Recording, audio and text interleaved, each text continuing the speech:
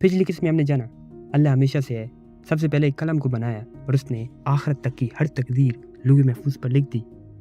और अल्लाह का अर्श एक ऐसे पानी पर था जिसे हम समझ नहीं सकते। ये हमारे दुनिया के पानी जैसा नहीं है। आज तख्लीक की कहानी आगे बढ़ती है और आज की कहानी शायद अब तक की सबसे हैरानकुन होने वाली है।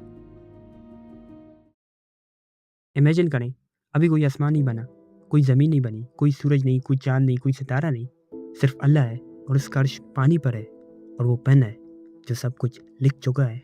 और फिर अल्लाह ने अपनी पहली मखलूक बनाई। नबी करीम सल्लल्लाहु अलैहि वसल्लम ने फरमाया, फरिश्ते नूर से यानी रोशनी से पैदा किए गए। रोशनी से बनी मखलूक, सोचे इसको, हम मिट्टी से बने हैं, खाते हैं, पीते हैं, थकते हैं, भूलते हैं और हम गलतियाँ भी करते हैं। फरिश्ते रोशनी से बने हैं, अल्लाह का हुक्म उसी के मुताबिक अदा करते हैं। ये कायनात जो आपको नज़र आती है ये खुद ब खुद नहीं चलती। हर बारिश का कतरा, हर हवा का झोंका, हर सितारे की हरकत, इनके पीछे फरिश्तों की एक वसी फौज है जो अल्लाह के हुक्म पर कायनात को चला रही है, हर लम्हा, हर जगह। और इनकी तादाद, नबी करीम सल्लल्लाहु अलैहि वसल्लम ने फरमाया, बैतुल मामूर जो 7वें आसमान पर है, इसमें हर रोज़ 70,000 फरिश्ते दाखिल होते हैं। और जो एक बार अंदर जाए वो दोबारा कभी बाहर नहीं आता, क्योंकि इनकी बारी दोबारा कभी नहीं आती। 70,000 हर रोज़, हमेशा से। और इन सब में सबसे अजीम जिब्राईल अलैहिस्सलाम।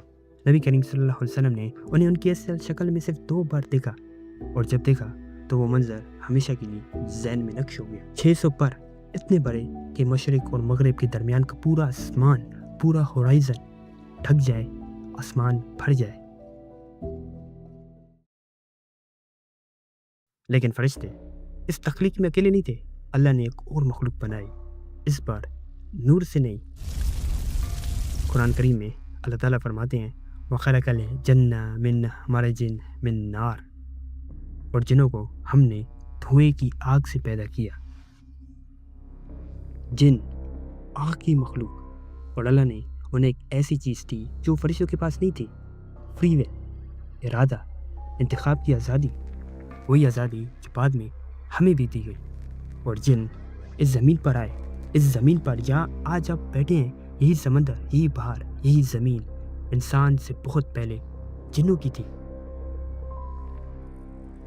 तो उलमाए कराम की रवायत के मुताबिक जब जिन इस ज़मीन पर आए, उन्होंने यहाँ आबादी की, आग की मखलूक फ्री विल के साथ एक पूरी दुनिया बनाती रही। कबीले बने, नस्लें बढ़ी, लेकिन फ्री विल के साथ हमेशा एक और चीज़ आती है, अना। और अना के साथ आती है लालच, और लालच के साथ आता है इख्तिलाफ, और इख्तिलाफ के साथ आती है दुश्मनी। और फिर वो हुआ जो आज़ादी का सबसे तारीख नतीजा होता है, खून खराबा। ज़मीन जो अल्लाह ने बनाई थी खून और फसाद से भर गई। जिन्होंने एक दूसरे को तबाह किया, इस ज़मीन को तबाह किया, और ऊपर आसमानों में फरिश्ते ये सब देख रहे थे। सोचिए इन फरिश्तों की नज़र से, जिन्होंने कभी कोई गलती नहीं की, जिन्होंने कभी किसी हुक्म की खिलाफ वर्जी नहीं की, वो देख रहे हैं एक मखलूक को जिसे फ्री विल मिली और इसने क्या किया, फसाद, कत्ल, तबाही। ये मंजर उनके जहन में हमेशा के लिए नक्श हो गया। और फिर अल्लाह का फैसला आया, रोशनी की फौज उतरी आग की दुनिया को साफ करने। जिन पीछे भाटे पहाड़ों में, समंदरों में, ज़मीन के किनारों पर, और ज़मीन खाली होने लगी।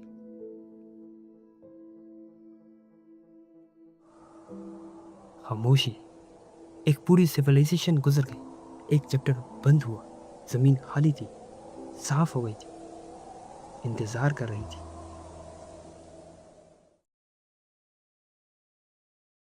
और फिर इस खामोशी में अल्लाह ने एक ऐलान किया, इन्नी जाइलुन फिल अर्ज़ि खलीफा, मैं ज़मीन में खलीफा बनाने वाला हूँ। फरिश्ते सुन रहे थे, वही फरिश्ते जिनने अभी अभी देखा था कि ज़मीन पर आज़ादी देने का क्या नतीजा होता है, जिन्होंने वो आग देखी थी, वो खून देखा था, वो तबाही देखी थी। और उन्होंने पूछा, क्या आप इसमें ऐसे को रखेंगे जो फसाद करेगा और खून बहाएगा, जबकि हम आपकी तस्बीह करते हैं? ये बगावत नहीं थी, ये गुस्ताखी नहीं थी, ये एक सच्चा खालिस सवाल था। اس مخلوق کی طرف سے جنہوں نے کبھی ایک غلطی نہیں کی تھی اور جنہوں نے ابھی ابھی اپنی آنکھوں سے دیکھا تھا کہ فری ول کا کیا نتیجہ نکلتا ہے. وہ سمجھ نہیں پا رہے تھے، اور سچ کہوں تو ان کا سوال سمجھ میں آتا ہے. اور اللہ کا جواب، انی اعلم ما لا تعلمون، میں وہ جانتا ہوں جو تم نہیں جانتے. 5 الفاظ، میں جانتا ہوں جو تم نہیں جانتے. اللہ نے فرشتوں کو نہیں بتایا، اللہ نے انہیں ایکسپلین نہیں کیا، اللہ نے صرف اپنے علم کا حوالہ دیا اور یہ کافی تھا. لیکن یہ ایک بات سوچیں، وہ نئی مخلوق ابھی بنی بھی نہیں تھی، ابھی اس کا کوئی نام بھی نہیں تھا، ابھی اس کی کوئی وجود نہیں تھا، لیکن اللہ نے اس وجود سے پہلے اس کا دفاع کیا، آپ کا دفاع کیا. تو یہ نئی مخلوق کیا تھی؟ اللہ نے کیا پلان کیا تھا جو فرشتے نہیں سمجھ پا رہے تھے؟ وہ مخلوق جسے خلیفہ کہا گیا، جسے زمین کا وارث بنایا گیا، وہ کیسے بنی؟ اور اس میں کیا رکھا تھا اللہ نے جو آج تک کسی اور مخلوق میں نہیں رکھا؟